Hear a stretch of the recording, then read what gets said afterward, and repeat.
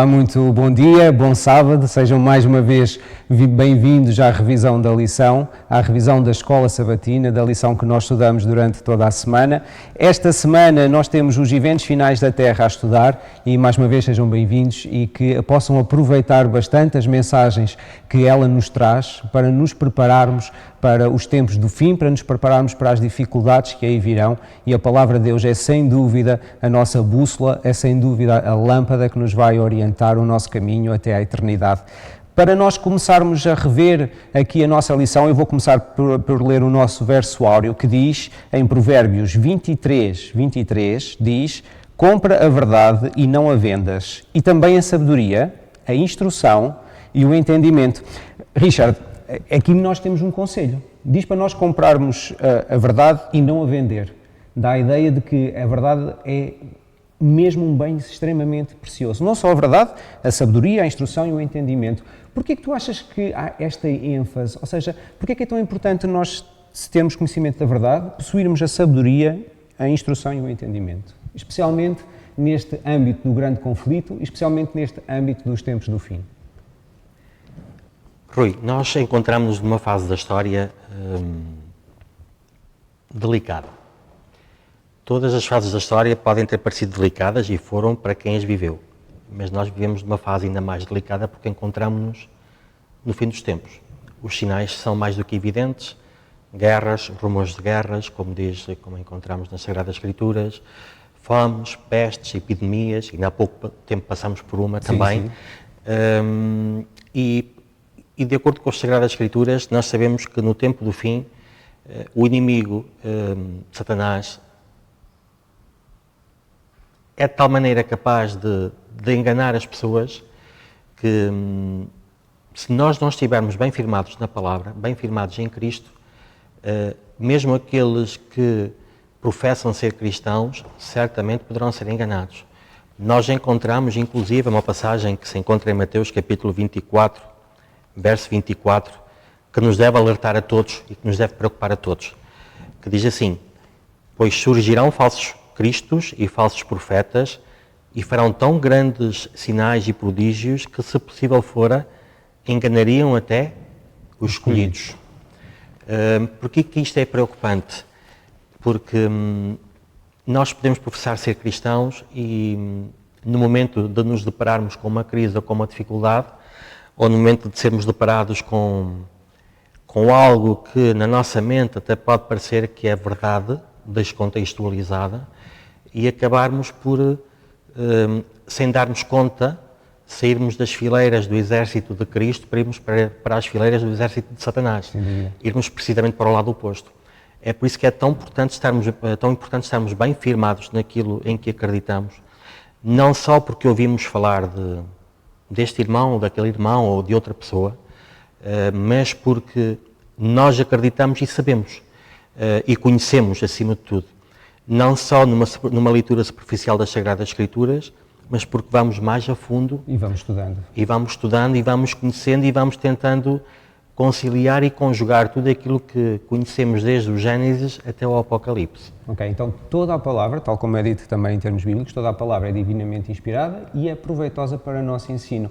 E é por isso também que as nossas lições têm incidido tanto sobre este tema. E nós vemos, e a nossa lição alerta-nos para isso, que todo o ministério de Jesus, toda a sua vida, a sua morte, a sua ressurreição, todo o seu trabalho no santuário celestial, todas as mensagens que veio no livro de Daniel, no livro do Apocalipse, são na realidade instruções para que nós nos mantenhamos firmes na verdade, que nós criemos e mantenhamos um caráter que será trasladado para a eternidade e nós nos possamos manter firmes nestes tempos que, tal como tu dizias, são tempos extremamente complicados e são tempos extremamente difíceis. E se nós formos ver, e passando já para a lição de domingo para não perdermos tempo, se nós formos ver, há uma questão muito importante que, quer em Provérbios 23, quer em João 8,32 ou em João 17, eu vou começar por ler outra vez, Provérbios 23, diz: compra a verdade e não a vendas, sim, a sabedoria e a disciplina e a prudência. Mas se por sua vez lermos João 8,32, nós vamos conhecer vamos ver um verso que nos é muito conhecido, que diz: e conheceis a verdade e a verdade vos libertará. E em João 17,17, na mesma linha de pensamento, nós temos: santifica-os na verdade, a tua palavra é a verdade. Há aqui um tono especial numa característica, e que característica é essa? Nós aqui estamos a abordar a característica da verdade, sobretudo. Então deixa-me fazer-te já outra pergunta. Para nós cristãos, para nós que cremos em Cristo, para nós que cremos nas Sagradas Escrituras, onde é que nós podemos encontrar a verdade? Nós, a verdade, só podemos encontrar num sítio. É neste livro que eu tenho aqui na mão. Está bem? É neste livro que eu tenho na mão que eu convido todos a lerem, a aprofundarem, porque é extremamente importante nós podermos conhecer bem este livro. Quando aqui nos diz que a verdade nos libertará, ela vai nos libertar do quê? Esta é uma pergunta que eu gostava de lançar para que as pessoas pudessem pensar em casa. A verdade vai nos libertar do quê? É assim, eu poderia falar imenso agora sobre este tema, porque há muita coisa que poderíamos falar sobre este tema, mas sobretudo a verdade vai nos libertar de alguém ou de algo que nos pode encaminhar para um lado que nós não queremos, que vai nos libertar da mentira. Exato. Okay? Quem é o pai da mentira? É Satanás. Satanás, certo? Por isso, a partir do momento que nós conhecemos a verdade vai nos libertar deste inimigo, porque este inimigo vai procurar fazer tudo o que estiver ao seu alcance para tentar deturpar, para tentar denegrir aquilo que é a verdade, para que aqueles que querem seguir Cristo um dia acabem por desistir de percorrer este caminho. Sim, e ele consegue-nos fazer isso através da mentira, tal como tu disseste, de forma, e nós podemos pensar, então, mas se eu já conheço a verdade, se eu neste momento sigo os princípios bíblicos, se eu sigo a doutrina, não há forma de eu me afastar, mas lá está aquela advertência que tu nos dizias, se possível fora, ganaria até os escolhidos, ou seja, as subtilezas são tantas, e a forma, às vezes até parece racional, como as coisas são apresentadas, pode nos fazer, de facto, afastar das verdades bíblicas, e nós sabemos que a verdade bíblica é, tal como nos diz aqui na nossa lição, é aquilo que nos liberta dos enganos de Satanás, é a lâmpada para os nossos pés, e diz em Salmos 119, 105, Salmos 119, 130, diz algo extremamente importante, que eu acho que é uma mais-valia e é uma garantia para aqueles que dizem: mas eu não sei ler a Bíblia, mas eu não sei estudar a Bíblia, como é que eu vou fazer isso? E a verdade é que a leitura continuada da Bíblia, seja capítulo por capítulo, livro por livro, vai nos dar entendimento, porque Salmos 119, 130 diz: a exposição das tuas palavras dá luz, dá entendimento aos simples. Ou seja, nós sabemos que através da leitura continuada, através do aprofundamento da Palavra de Deus, em espírito de oração, isto também é importante, porque nós sabemos também, promessa feita na Bíblia, que tudo aquilo que a gente pedir a Deus, Ele nos dará. Tudo aquilo que a gente peça para edificar o nosso caráter à semelhança de Cristo, Ele nos dará. Então, se em espírito de oração, antes de começar a ler a Bíblia, eu em oração pedir a Deus que me ajude a entender aquelas verdades, essas verdades ser-me-ão mais fáceis de aceder.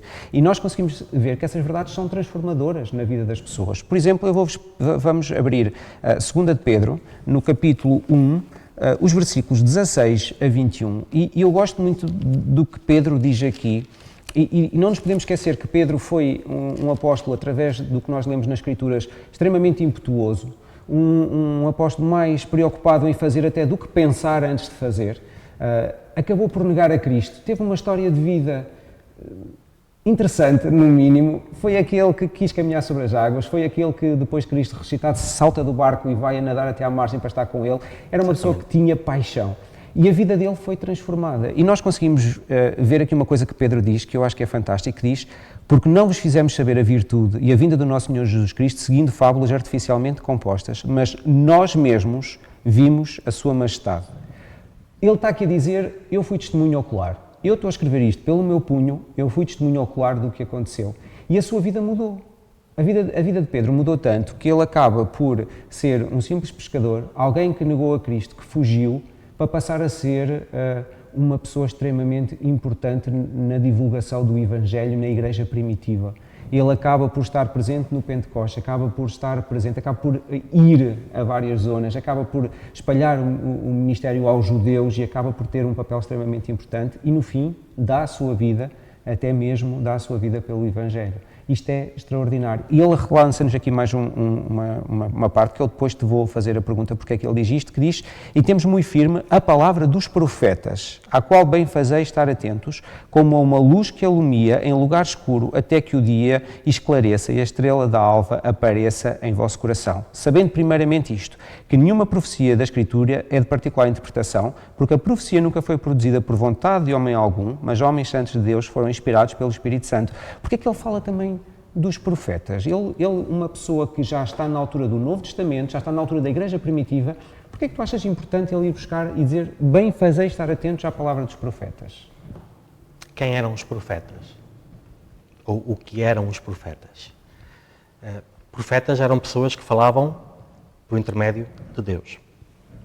É por isso que nesta passagem Pedro aconselha-nos a que ouçamos aquilo que os profetas têm para nos dizer, ou seja, ouçamos aquilo que Deus tem para nos dizer através dos profetas que, inspirados por Deus, escreveram este livro.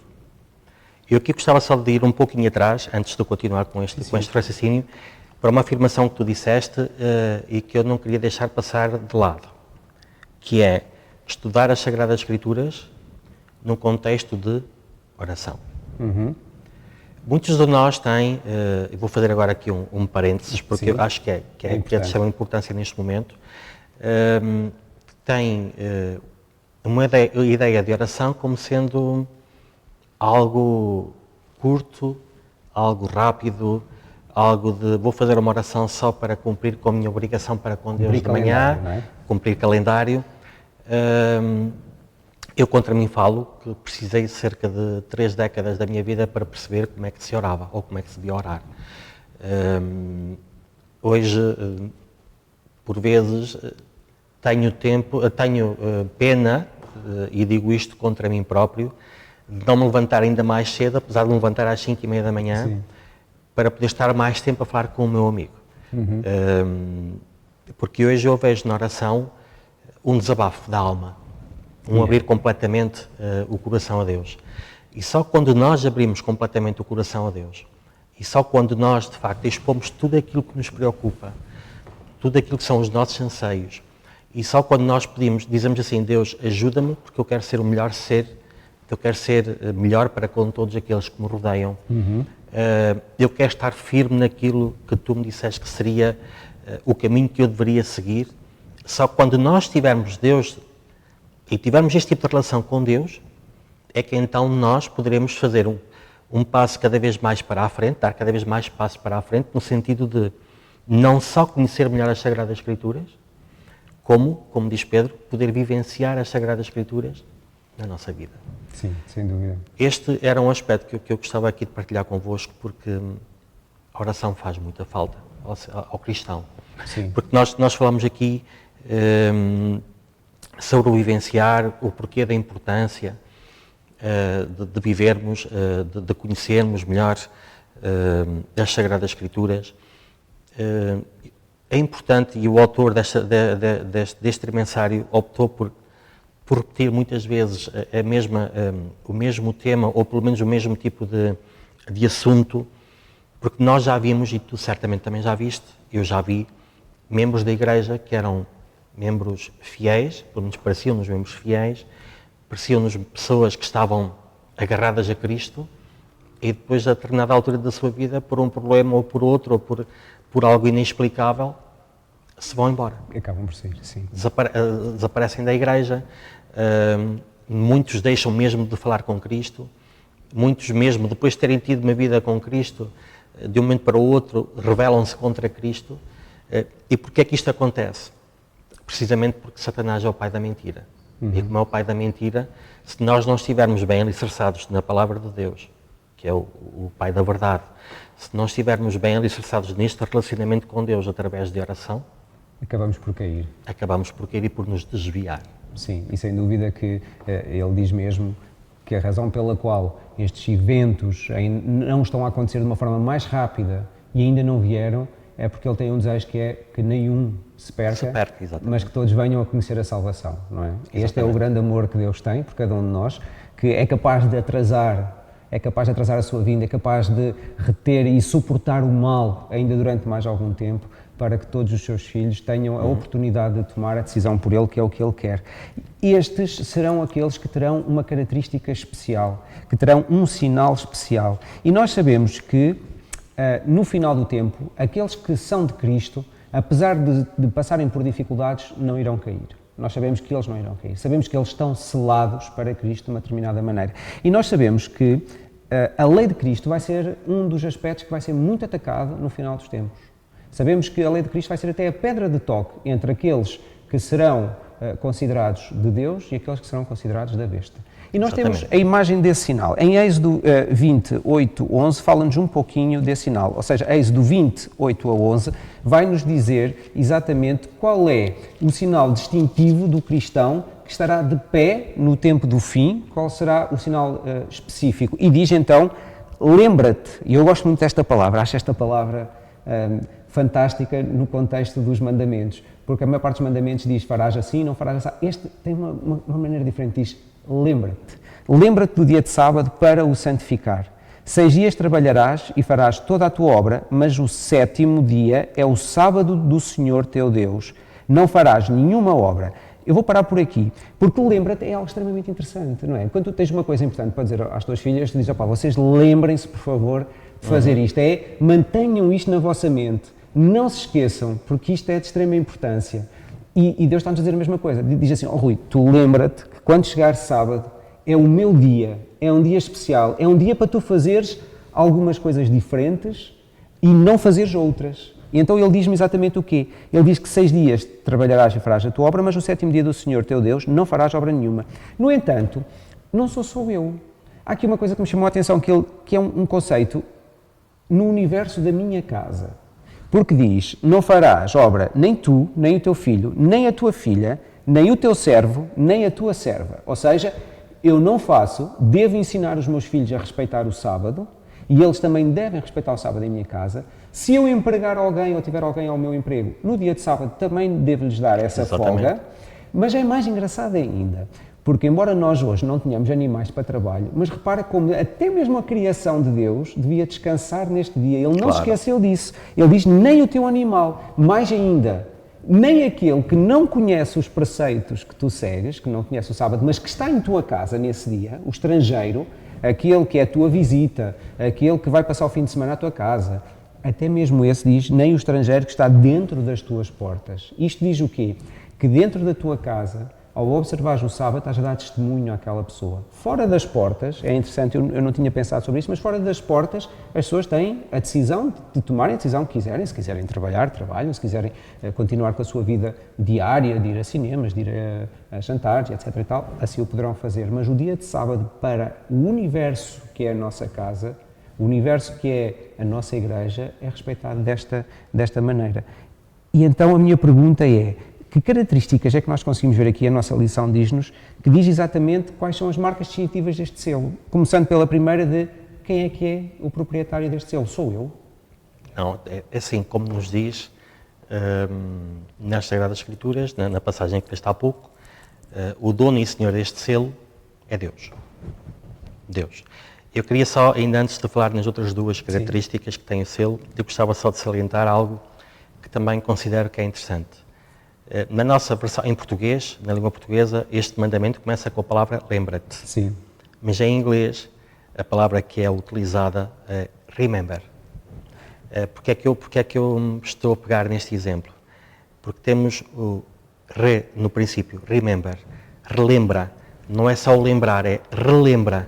Ou seja, consegue reforçar um pouco mais tudo o que foi passado. Esta ideia de que não é só lembrares-te, porque eu vou-te dizer para te lembrares, eu já te estou a dizer para te lembrares deste mandamento, porque sei que te vais esquecer dele.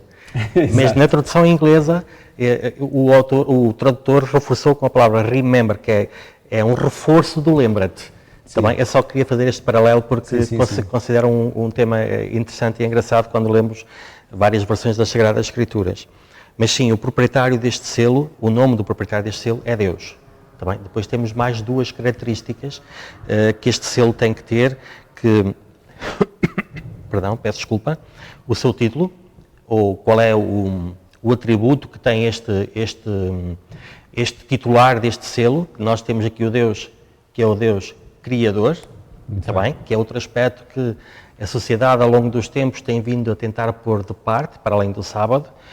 O sábado foi aquele mais fulcral e mais direto, mas a parte também do Criador em si é algo que todas as teorias que vão surgindo e vão aparecendo têm como objetivo de pôr de parte, que é o Deus como Criador, e depois também definir qual é o território que alberga todo este selo, que é toda a Terra, está bem?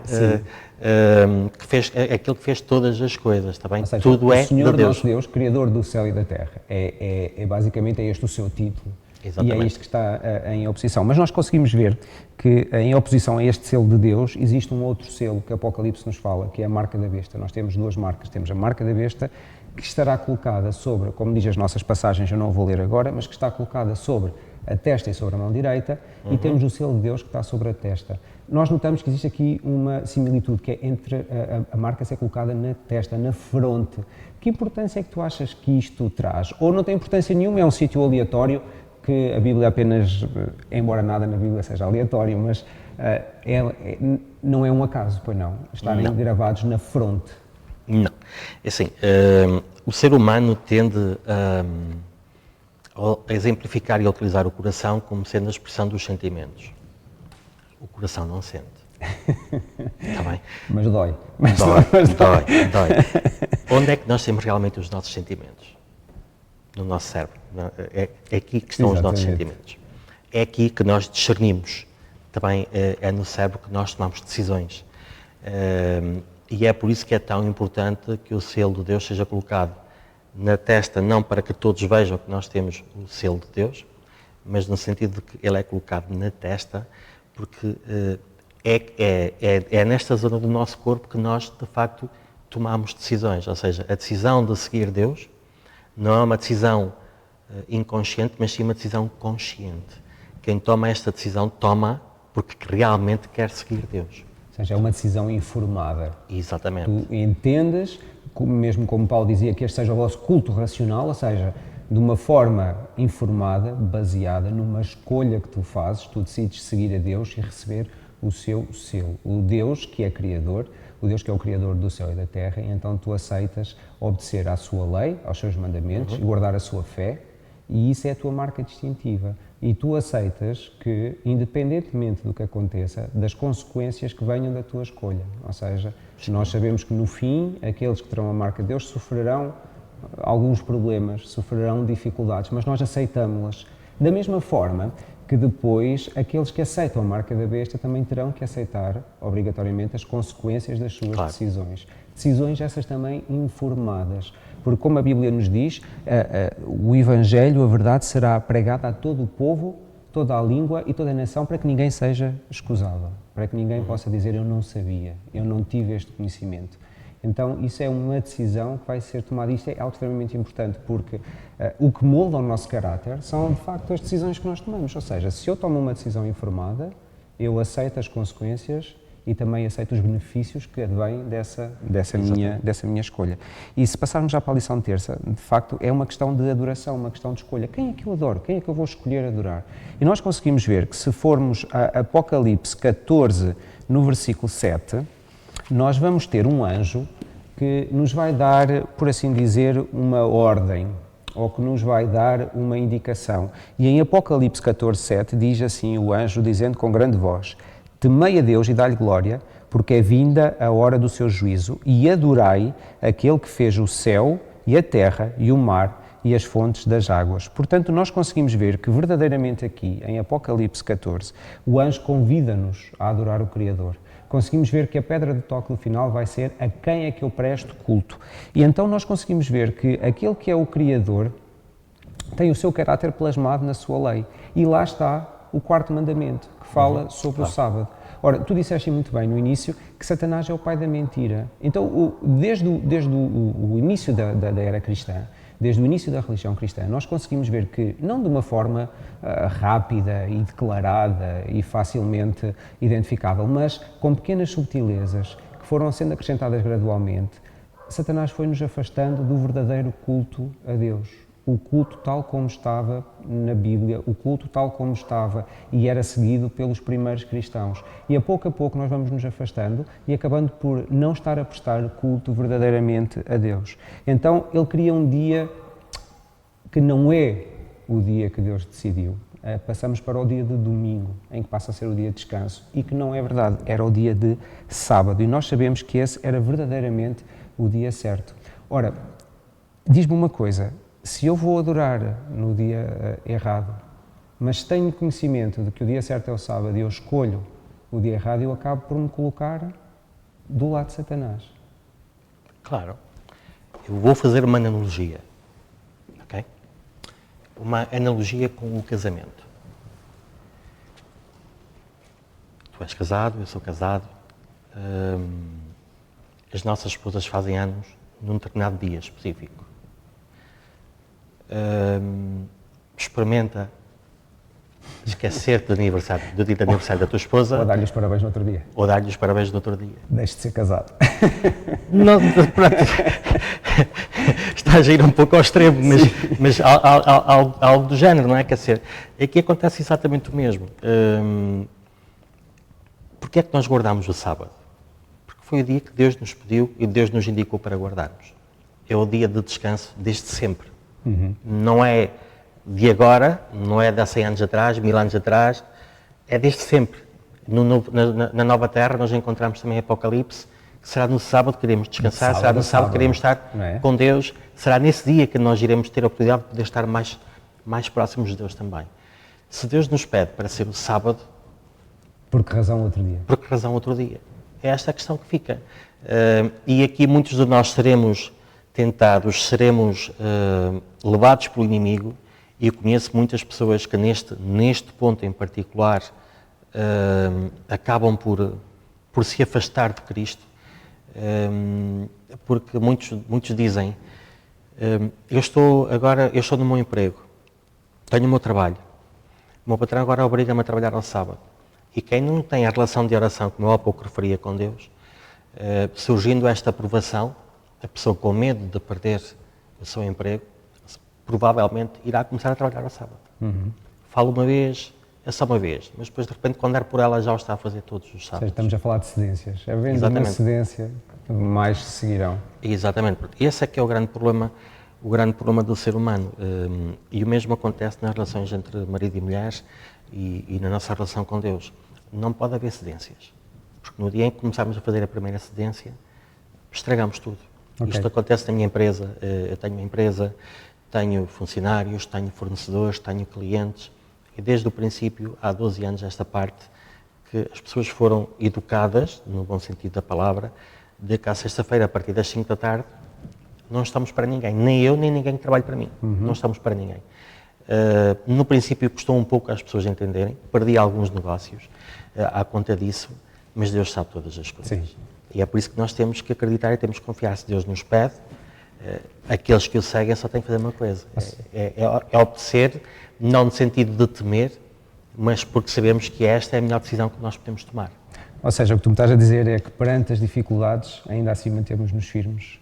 Perante sempre aquilo que acontece não de tão, ou pior, ou que não seja tão bom, ainda assim mantermos-nos firmes e fiéis a Cristo. E acontece isso quando nós lemos Apocalipse 13 e 13 a 17, vai-nos falar sobre o que é que acontece àqueles que fazem cedências. Àqueles que não fazem cedências, peço desculpa, àqueles que se mantêm firmes à palavra de Deus. E nós lemos que em Apocalipse 13, 13 a 17 diz, e faz grandes sinais, isto falando sobre a besta, falando sobre o inimigo, e faz grandes sinais, de maneira que até fogo faz descer do céu à terra à vista dos homens, e engana os que habitam na terra com sinais que lhes foi permitido que fizessem em presença da besta, dizendo aos que habitam na terra que fizessem uma imagem à besta, que recebera a ferida de espada e vivia. E foi-lhe concedido que desse espírito à imagem da besta, para que também a imagem da besta falasse e fizesse com que fossem mortos todos os que não adorassem a imagem da besta. E faz que a todos, pequenos e grandes, ricos, pobres, livres e servos, lhes seja posto um sinal na mão direita ou na testa, para que ninguém possa comprar ou vender, senão aquele que tiver o sinal ou o nome da besta ou o número do seu nome. Ou seja, o que nós conseguimos ver aqui é que aqueles que, tal como na altura de Daniel e os seus amigos, se mantiveram de pé, firmes, perante não prestarem um culto à imagem do imperador da altura, também aqueles que se mantiverem firmes e não prestarem culto e não quiserem receber a imagem, a marca da besta no final do tempo, sofrerão consequências.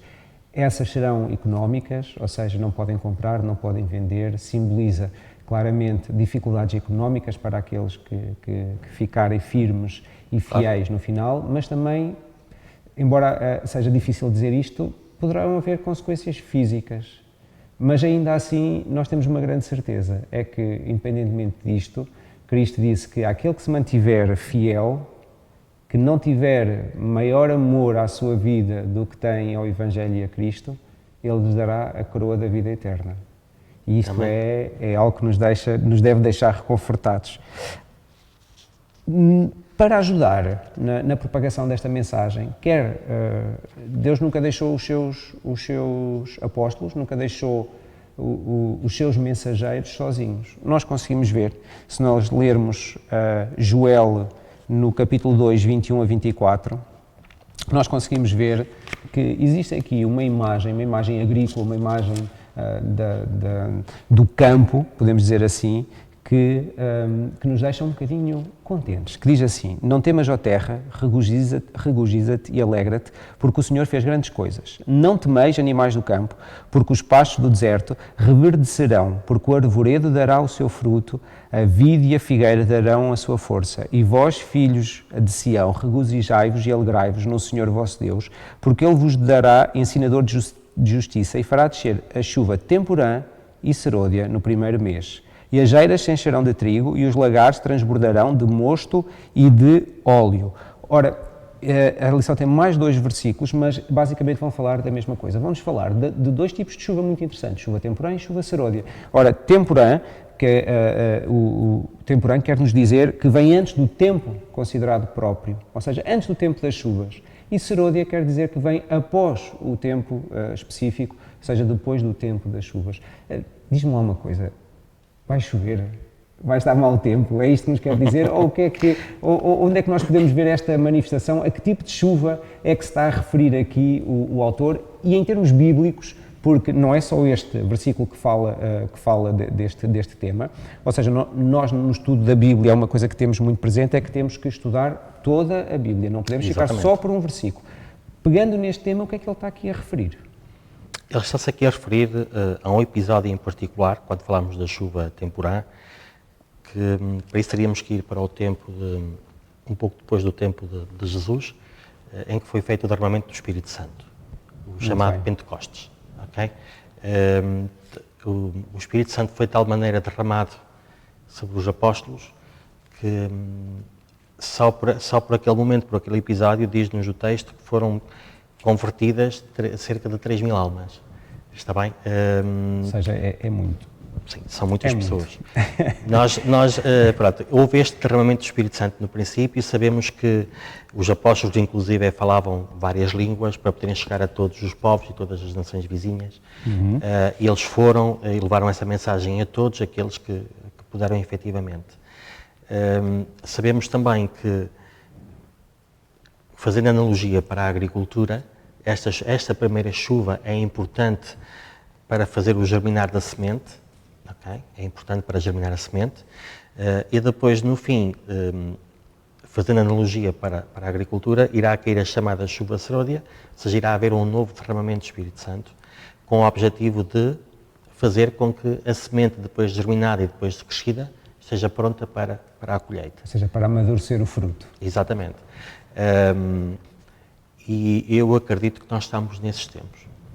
A chuva temporã, neste momento, também permitiu, ou seja, no tempo do Pentecostes, permitiu que todos aqueles que ali estavam, e é interessante o facto de ter dito que eles falavam em línguas, porque depois de ouvirem aquela mensagem, depois da mensagem lhes ter sido colocada na mente e no coração, de ter havido essa transformação, estes tornaram-se também, quando iam para as suas terras, por assim dizer. Exatamente, evangelizavam. Evangelizavam. E depois vemos outros, vemos Pedro, vemos Paulo, vemos João, infelizmente acabou cativo, mas vemos Bernabé, vemos Bartolomeu, vemos várias pessoas que vão para diversas zonas, que vão depois eles próprios ser testemunhas deste episódio e ser movidos por esta mesma chuva temporã. A chuva seródia, tal como tu dizias, é extremamente importante, porque se nós formos ler, por exemplo, o versículo de Tiago 5, 7 a 8, nós vamos ver a importância desta chuva seródia. Em Tiago 5, 7 a 8, nós conseguimos ler que ele diz assim: sede, pois, irmãos, pacientes, até à vinda do Senhor. Eis que o lavrador espera o precioso fruto da terra, aguardando com paciência, até que receba a chuva temporã e seródia. Sede vós também pacientes, fortalecei o vosso coração, porque já a vinda do Senhor está próxima.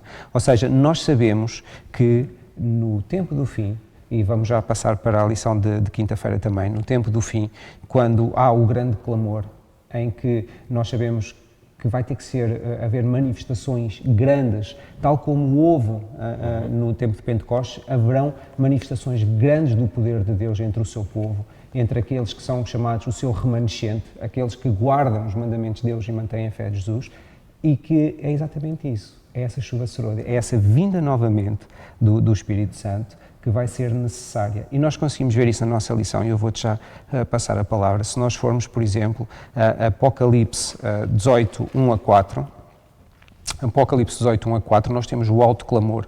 E este alto clamor é extremamente importante, em que o anjo diz assim: e depois destas coisas vi descer do céu outro anjo, que tinha grande poder, e a terra foi iluminada com a sua glória. E clamou fortemente com grande voz, dizendo: caiu a grande Babilónia, e se tornou morada de demónios e abrigo de todo o espírito imundo e refúgio de toda a ave imunda e aborrecível. Porque todas as nações beberam do vinho da ira da sua prostituição, os reis da terra se prostituíram com ela e os mercadores da terra se enriqueceram com a abundância de suas delícias. E vem então aqui a advertência. E ouvi outra voz que dizia: sai dela, povo meu, para que não sejais participantes dos seus pecados e para que não incorras nas suas pragas.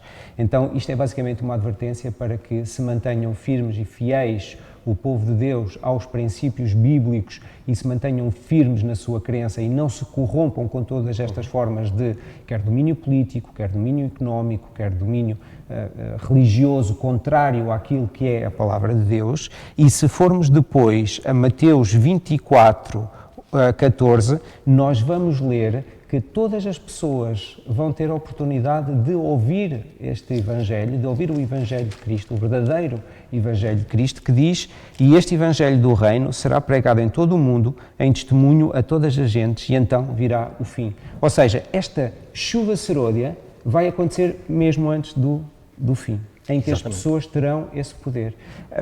E diz-me uma coisa, eu queria te perguntar, nós já falámos abundantemente sobre isto, mas ainda assim eu quero reforçar, porque eu acho que isto é importante.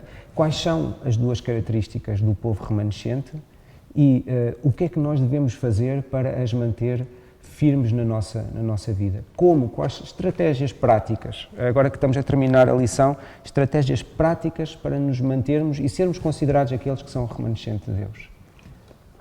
As duas características do povo remanescente, nós temos várias passagens nas Sagradas Escrituras que nos dizem quais são. Uma delas é: guardam os mandamentos. Ok, guardam quantos dos mandamentos, desculpa? Todos.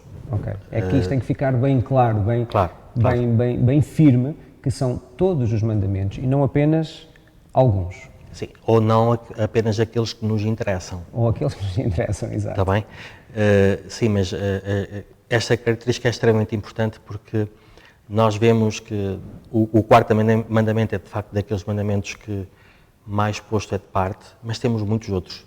E cada vez mais que nós caminhamos para o fim deste mundo, e nós estamos a viver os tempos do fim, nós vemos que de facto está tudo de pantana, está tudo virado do avesso.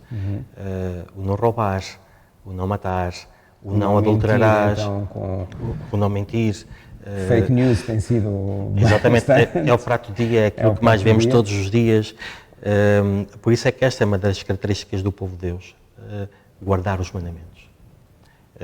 Depois, outra característica extremamente importante, que é, tem a fé de Jesus. Muitos, associam ao termos o espírito de profecia, porque temos outras passagens que nos dizem que a fé de Jesus é o espírito de profecia. Eu gostava de ir mais longe no que diz respeito ao ter a fé de Jesus. Eu gostaria de dizer que e já falei sobre isto hoje, mas eu não me canso de tocar neste ponto. Quando falamos de ter a fé de Jesus, falamos de ter uma vida próxima com Cristo. Sem dúvida. Porque sem ter uma vida próxima com Cristo, é impossível. E sem guardar os seus princípios, os seus preceitos, os seus mandamentos, nós nunca poderemos obter a salvação, porque de facto não amamos Deus.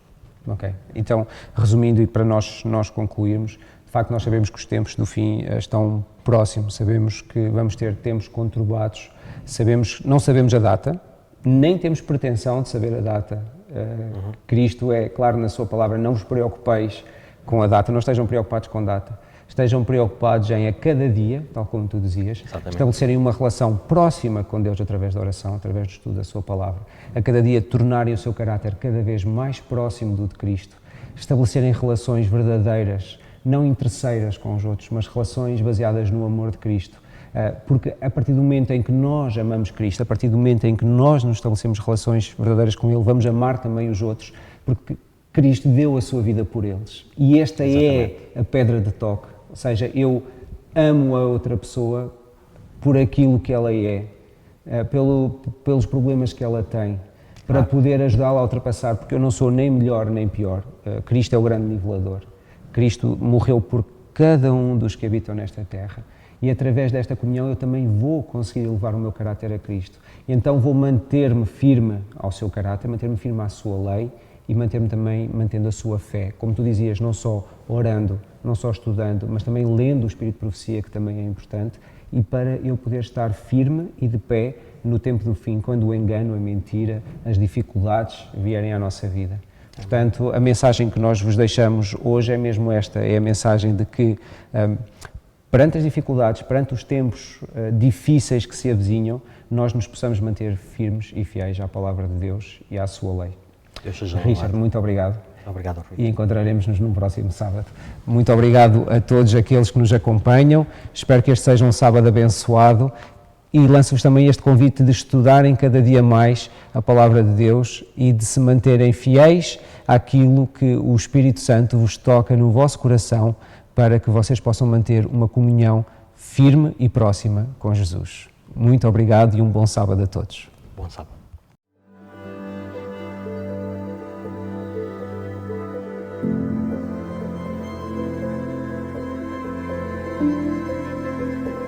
Thank you.